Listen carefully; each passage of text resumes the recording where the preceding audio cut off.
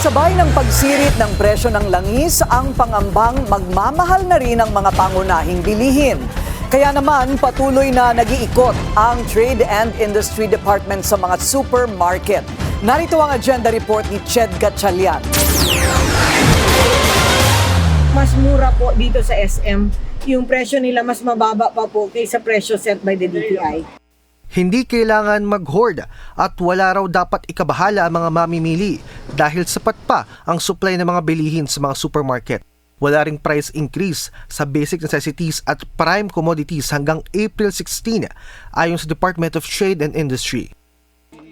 Sa paglilibot ni DTI Secretary Cristina Roque sa dalawang supermarket sa Taguig, may ilang items daw na mas mababa pa ang presyo kaysa sa itinakda ng DTI. The manufacturers have assured us that we have enough supply po. In fact, last week pumunta na kami ng presidente sa Century to show everyone na marami po tayong supply ng pagkain. Even the Department of Agriculture secretaries also informed the public that we have enough supply of food.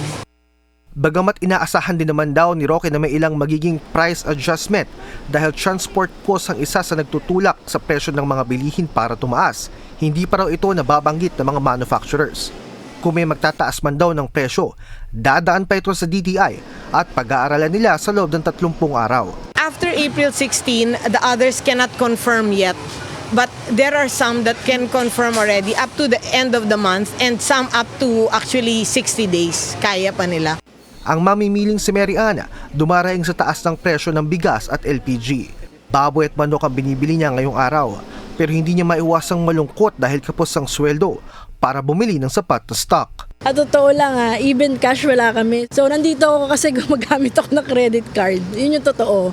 Si Eva naman, nahihirapan mag-ayos ng budget. Yung importante lang ang aming binibili para makatipid kami.